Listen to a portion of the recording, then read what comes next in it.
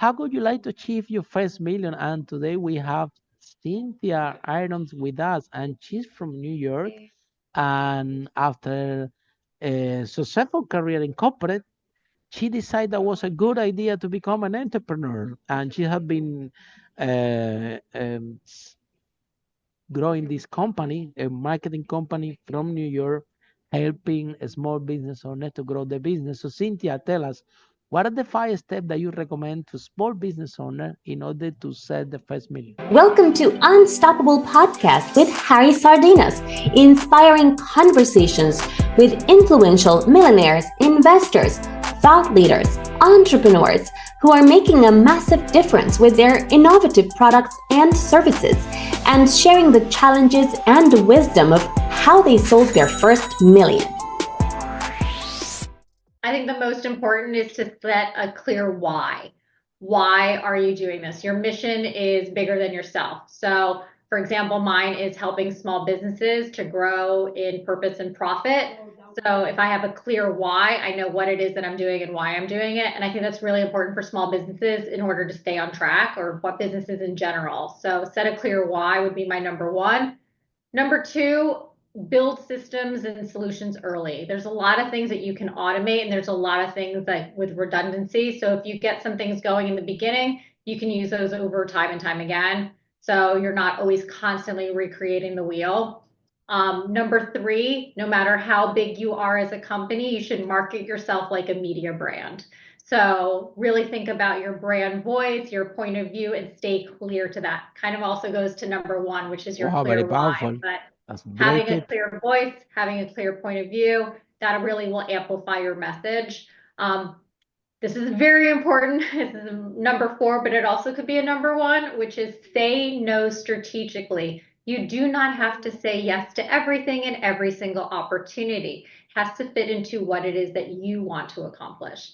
And this is something that I think every entrepreneur knows, which is do the work that no one sees. There's going to be a lot of long nights, there's going to be a lot of weekends and holidays, but when you have a clear mission and you are passionate about what you do, it's the labor behind the scenes that really builds a business. Marketing and sales, the key for entrepreneurs to achieve the first million and to get product market fit.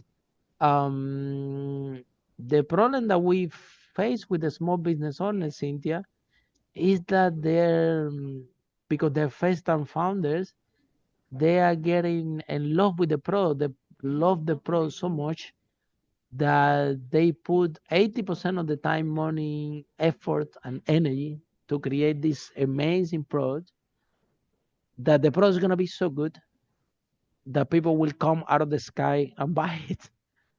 And the more we see startup founders and small business owners out there, there is always focusing in the product. This, how can I make the product better? How can I make this product?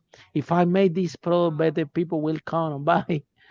And where I think that and for that it has a great importance, the job that you've been doing, because you're not coming only as a marketing agency. When you get involved with a small business, it's like fractional CMO, chief marketing officer. Even before that exists, then you have been operating like that. And I think it's key because if the founder can be open to understand how important that actually sales and marketing is more important uh, than the product itself. That's Here actually one of first. the reasons I started High Peaks. Like that actually, what you're saying, like resonates so to me, because when I was at a startup prior to starting High Peaks, and I saw You've so been first many time founder, really, right? So you know what I'm talking I was about. one of the first Yeah. employees.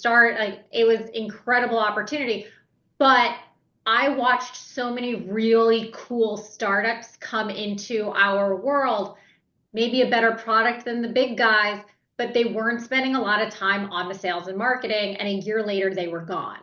So we were sitting at this one startup and we're watching all these other really cool products hit the market, and then they're, absolutely gone, even though They're they could have gone. been better because they were not focusing on the marketing or the sales. All Yeah. about the product and the engineering. Yeah, here we discuss this a lot in this broadcast. The first-time founders, they focus on the product and they want the product to be the best. This product is going to change the world, and all my money, time, effort, energy goes to a product. 90% failure guarantee. And that's one of the Second things time I founder, tell a lot of yes. my founders. I tell Mm-hmm. my founders, don't chase the shiny object.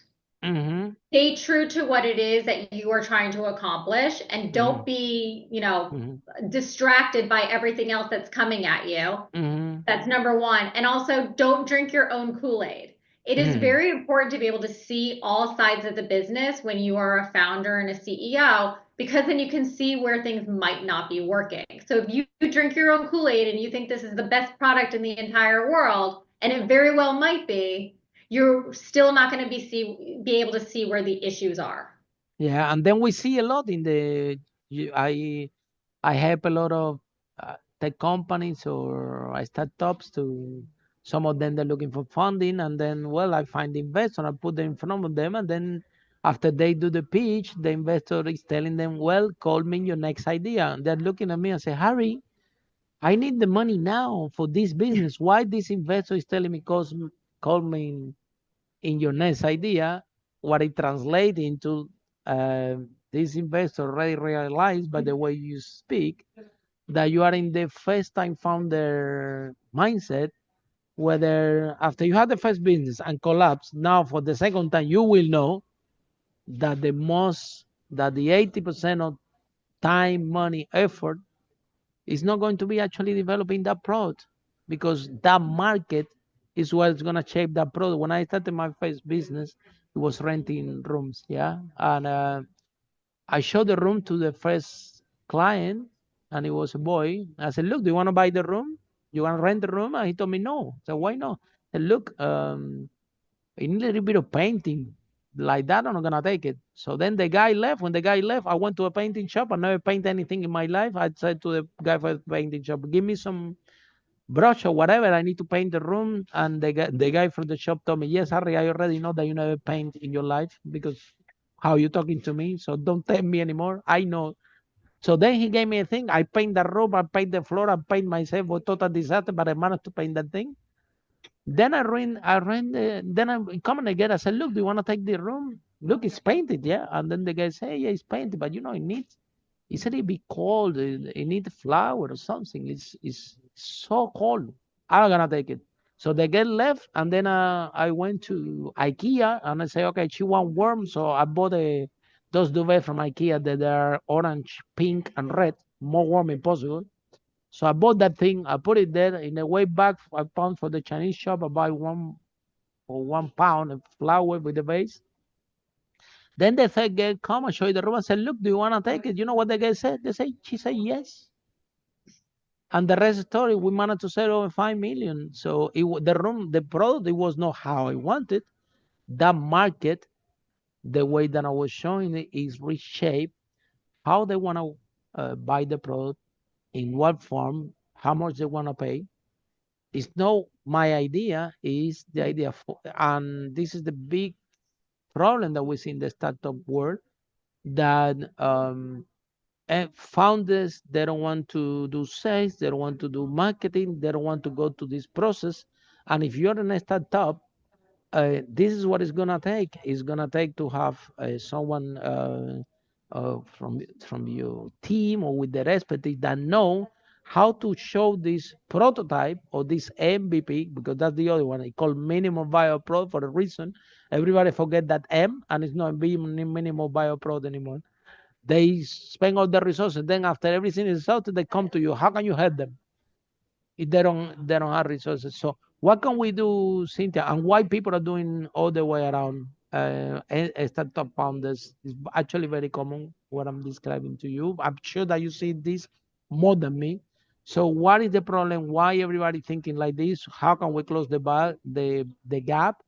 uh, and make first time founders to transition how second time founder think, because someone that already have a business and close it, even having a I mean, wonderful I think product, when they're doing it again, the last thing that they're not thinking first in making an amazing product. They say, hold on, I need to find Cynthia, I need to find it. I don't know how to do marketing. I need to find a team that help me go through this because this is gonna determine the success. So how can we close this gap and change this mindset? Yeah, I mean, I think it does come down to personal awareness and knowing and being able to recognize what it is that you're good at and being able to bring That people should be on. listening to this podcast. Yeah, and like being able to bring people on, even if it's on a part-time basis, because a lot of startups don't have the cash flow. Bring somebody in on a part-time basis in order to help with things that you're not that great at.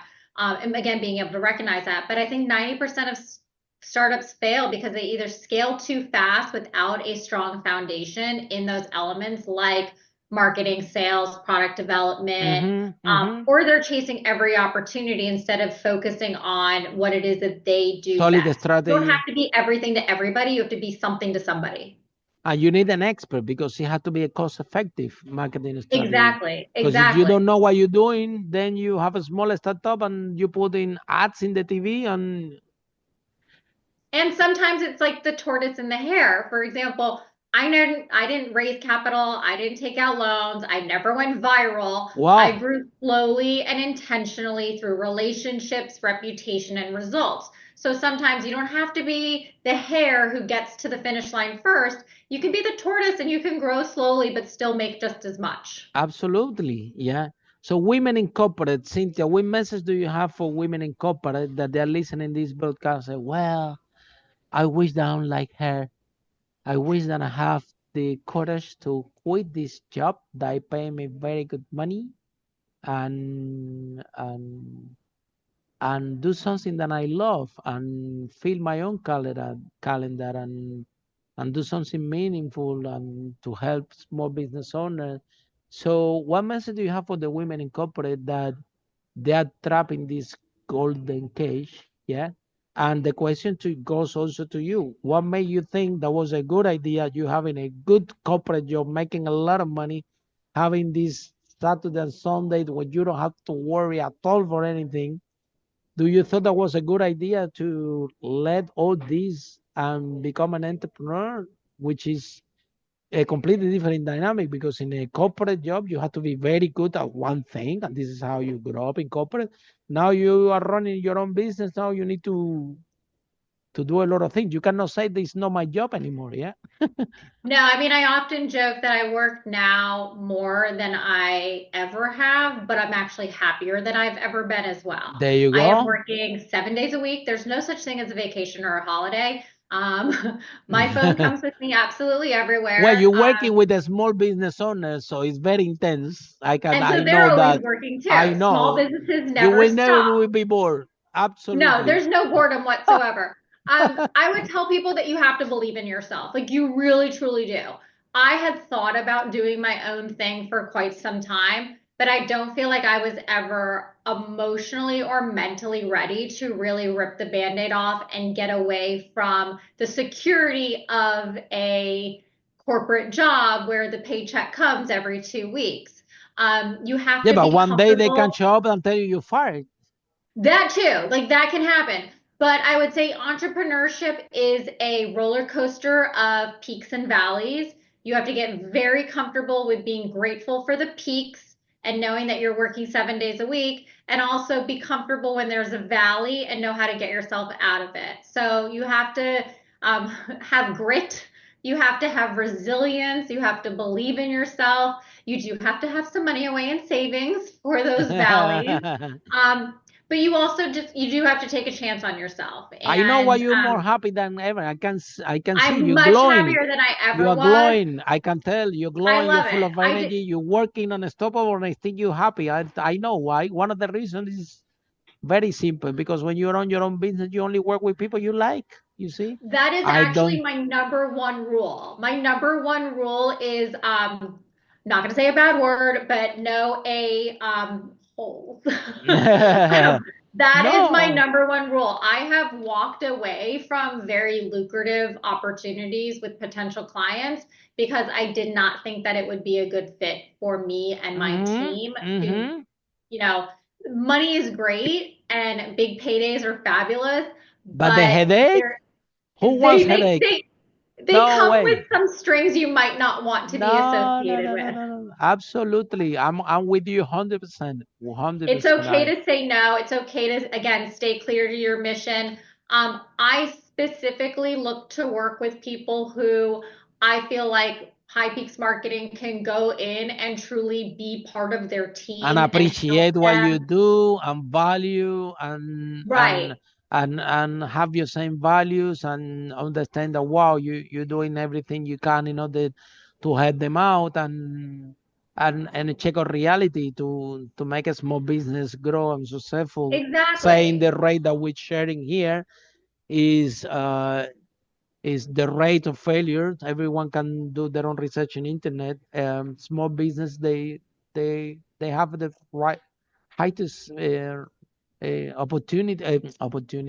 possibility to fail Mhm. because exactly some concepts that we're discussing today, the founder, the first time founder, they don't have experience. They just don't know how the Right. dynamic works, and probably they hear, "Oh, you want to do a business? Okay, do a great pro." Maybe they hear from family member or from someone that is not either an entrepreneur or haven't been in business.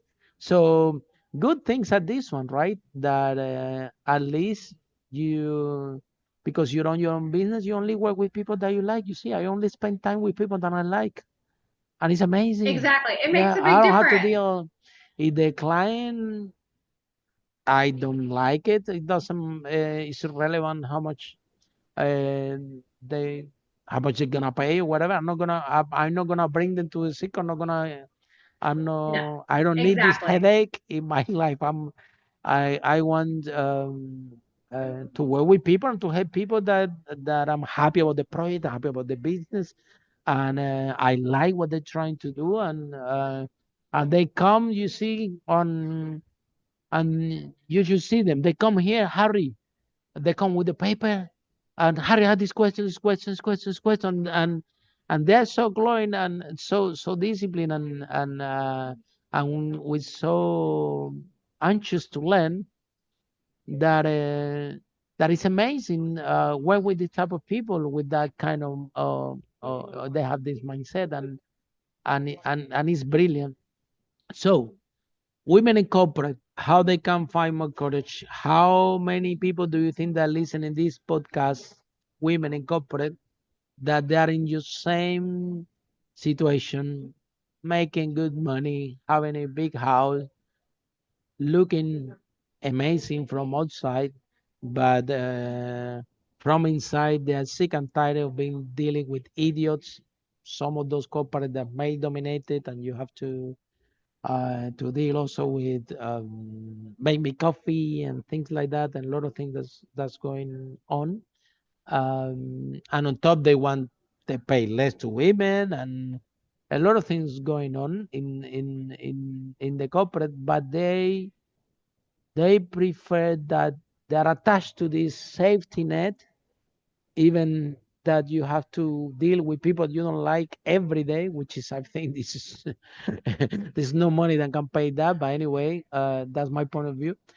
However, they still don't find the courage, the strength, and I'm not saying quitting. I'm saying to start something on the side, like a little project that they're passionate about, that they like it, to see if they work, to see if they can make something extra, to experience if they really want to be entrepreneur, because that's the other thing. Some people from corporate, they say, oh, I want to have my own business, and then when they figure out that they cannot say this is not my job anymore, and they have to wear all the hats on the first year, and they have to learn a lot of new skills that they don't have, some people say, oh, you know what, actually this entrepreneur thing is was for me. I prefer to be in corporate. I just do my thing. I don't care after the weekend, and that's I just do it Monday to Friday or whatever. So what is your message for women that they want to do this transition? What is on stake? What is gonna take to make that happen? How they can find the courage, and what is possible for them? I mean, I think it's women and men who are interested in being entrepreneurs. It might not be for absolutely everyone. You do, again, have to believe in yourself. You've got to take a chance on yourself. I think finding the courage is that's the easy part. It's really understanding where and how you're going to be able to add value to somebody else in a meaningful way and being passionate enough about it that you're probably going to be working double than what you are right now. But really, it just really comes down to having a passion and being able to believe in yourself enough that you take the chance. And what I will always tell people is that corporate America will always be there. It's not going anywhere. So take Mm-hmm. a chance, Oh, try it for and a if you come year. back, and if you Yeah, come you back can always come back. as a previous founder, they might pay you more. Yeah, exactly. They You can pay you always more. go back. So, Mhm. as long as you've set yourself up Yeah. financially for a potential down Hmm. cycle, it doesn't hurt to give yourself a chance. And Mm. as I always tell people, you only live once. You get one Yeah, shot at this. absolutely. So do your best to make it the best. Uh-huh. Um, but again, it doesn't have to be forever. If it doesn't work out, you can always go back. They pay you more, or you go as a consultant. That's the Yeah, other way. And then you go in your own time, and then you say, "Wow, with corporate spirits and former entrepreneurs, they will pay you more than your colleagues." exactly. Exactly. It is a good resume builder too.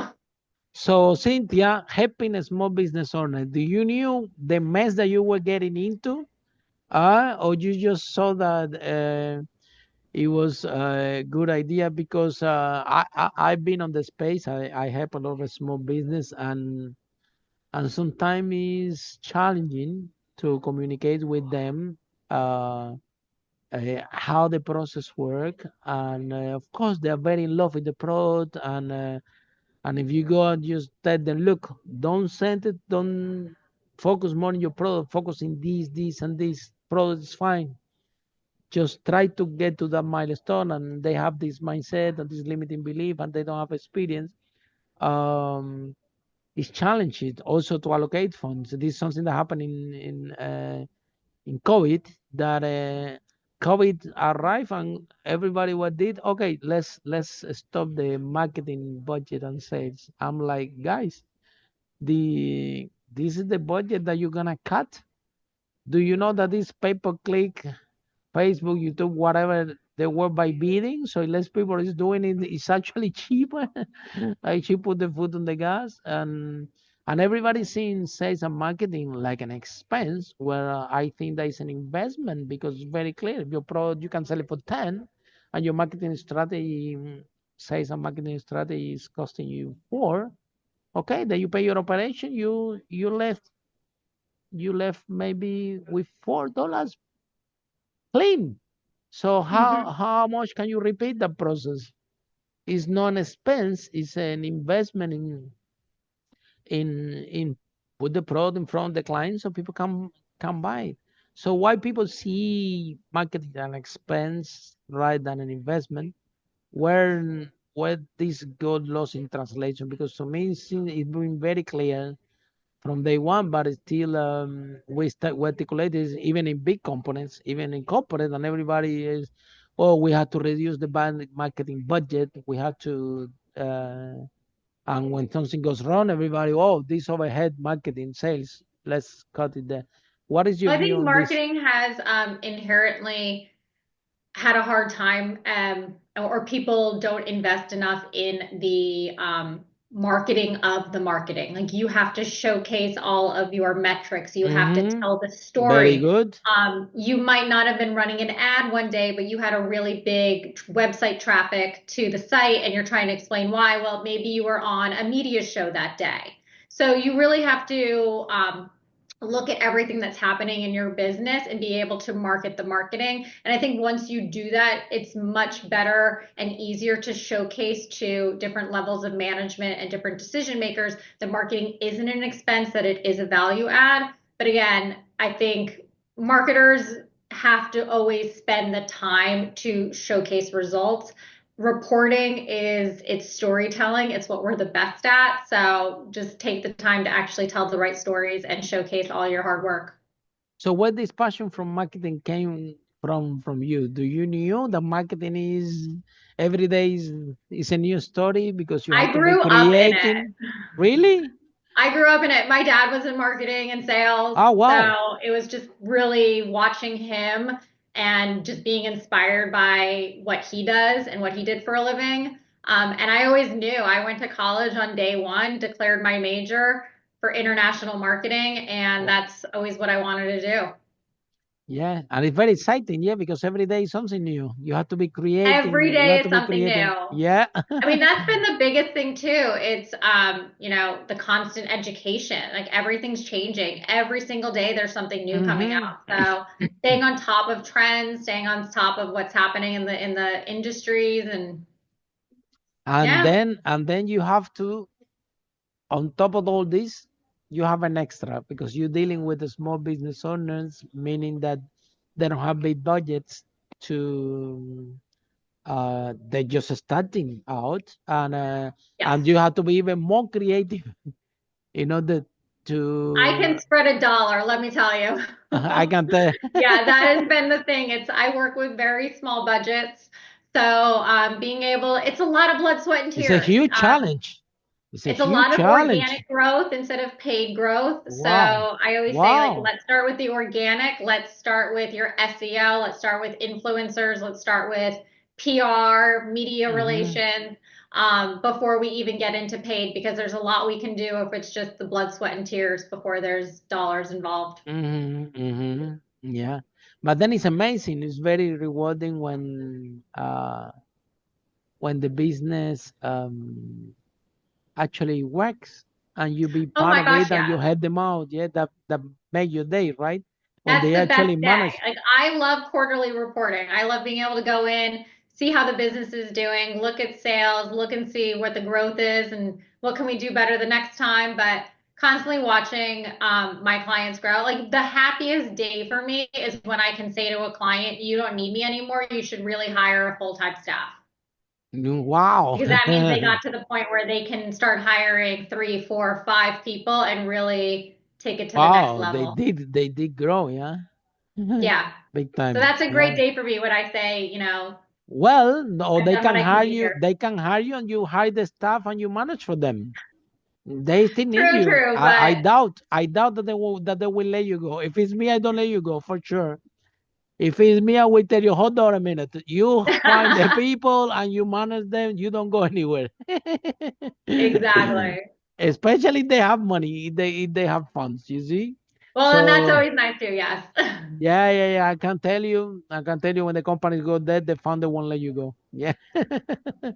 So, a lot of excitement, a lot of creativity, everything new happening every day.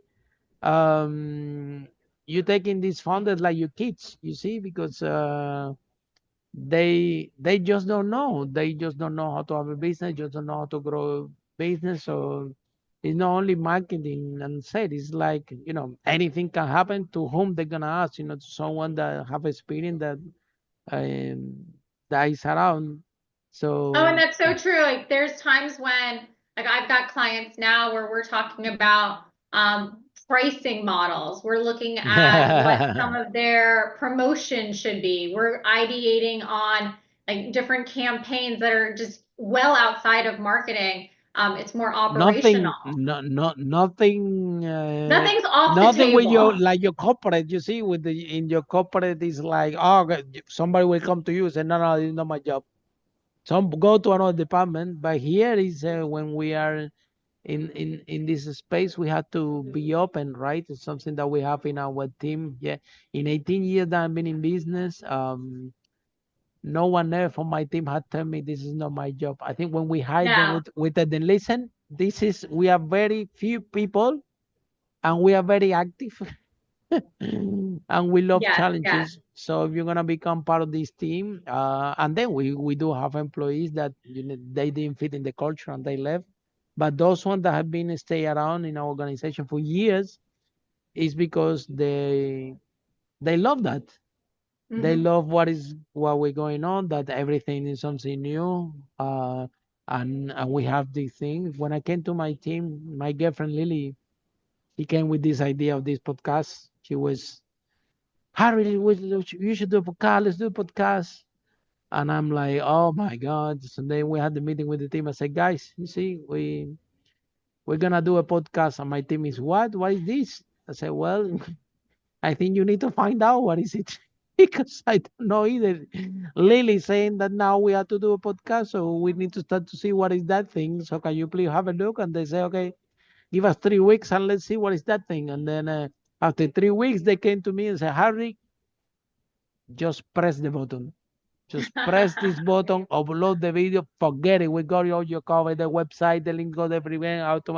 We do everything. Don't worry about it. We manage. And now, so to have, especially when you're a small business, some of the team has to be very proactive because you have to wear more than one hat. Specifics in a small business, it doesn't really work. And sometimes this company have a small budget, and mine you just have a small budget, and then you hire someone that's specific for one thing.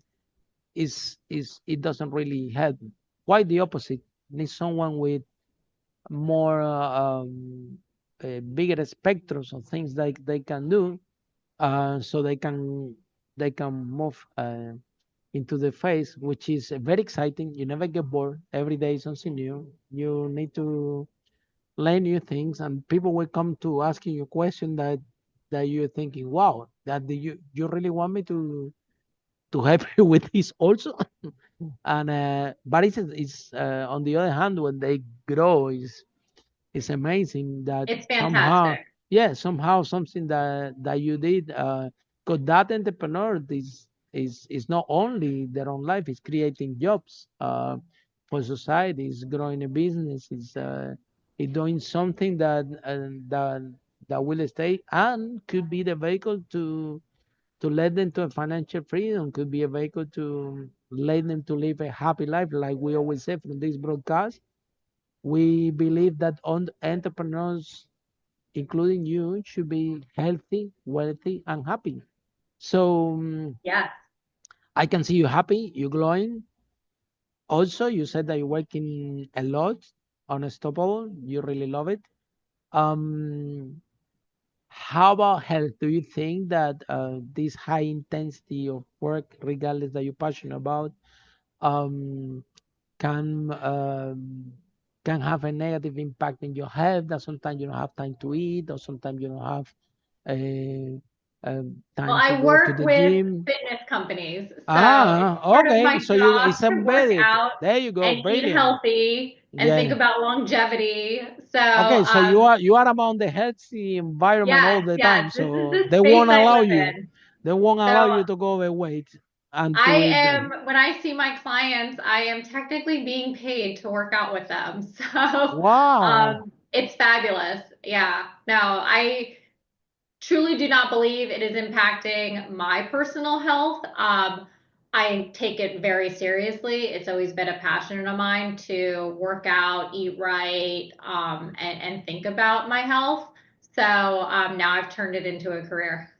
Yeah, yeah, yeah. That's amazing. You see, I like to eat. Yeah, you can tell. But and I ask you the question because my first business, trying to grow my first business, I get to this state, and you see, I'm wearing all the hats. I don't have time, and I don't even have time to eat. So I won't eat anything in the whole day because I was busy doing things. And then and in the evening, very late at night, I used to call the restaurant, and it was a Chinese and an Indian restaurant on the corner of my house. And when I said I'm Harry, I don't even need to say what food I want because it was the next in the number, and they knew.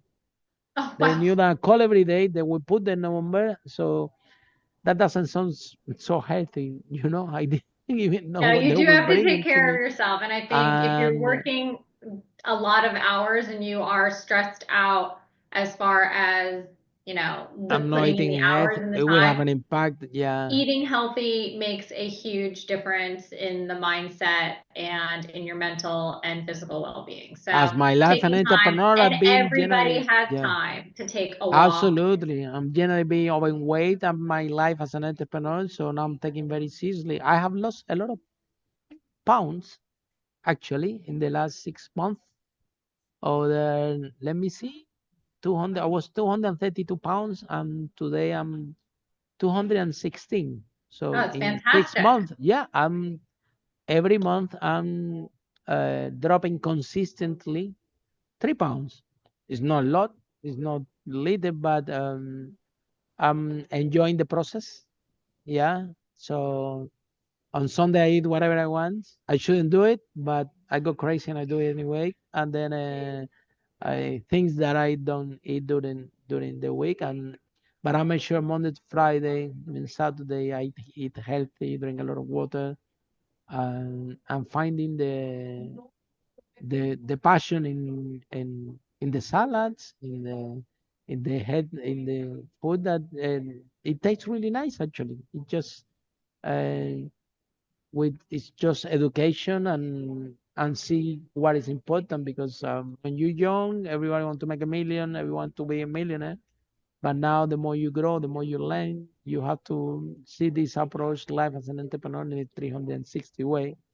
How can be wealthy, healthy, and happy? So, what message do you have for entrepreneurs, startup founders, when they jumping into the company?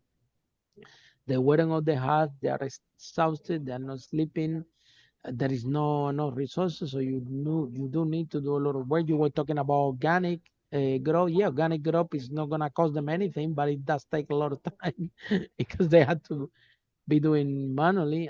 So, what message do you have for the startup founders? Because if they grow the business, but they're gonna have an impact on their health and those negative emotions sometimes about stress, burnout, they can become emotional pain, can become physical pain, and people can end up with heart attack, cancer, horrible stories we have here. So, what message do you have for the founders of today in order to see the business growing, not only about the money and the profit, but more in the holistic 360 way, which is actually how you operate your own business, I Yeah, think. I think you have to let go of what you think entrepreneurship and being a founder looks like. And you've got to get really clear on what it is that you are trying to accomplish. Again, you can't be everything to everybody. I think that that's going to lead straight to burnout. You've got to, figure out what your niche is, lean into that, take care of yourself. And then, be clear on everything. Like once I had clarity on what it is that I was trying to do with High Peaks Marketing, I got my energy back, I got my time back. Mm-hmm. Mm-hmm. I'm able to help businesses grow with Mm-hmm. intention, without burning out. So I think you just have to be, again, you can't be everything to everybody, and you do have to take care of yourself. Um, there is time in the day. You just have to take it. Okay, that's brilliant. And then the last question is: somebody's in love with our conversation, how people can find you, how this process works. Yeah, you can come to highpeaksmarketing.com. You can find us on Instagram at High Peaks Marketing. You can find me on Instagram at Cynthia Irons. And yeah, we are all on every single social media platform you can possibly think of. So come find us, check us out, DM us, and yeah, let's chat. That's amazing, Cynthia. And thank you so much for the broadcast. I think that having a mission to help small business owners is something that is amazing. Being there, done it, a lot of work, a lot of energy. But if one of them actually uh, managed to break through and grow the business and see the dream come true, it's actually there is no money that can pay that fulfillment, that satisfaction. Yeah, money It's maybe so won't true. change. More money won't change your won't make you happy, but the day that you transform someone's life is the day that you will find truly happiness. So So, you so, get so, paid. so true. Yeah, you get paid with another currency better than money. You get paid with love, with appreciation, with respect, with a lot of things that Hmm.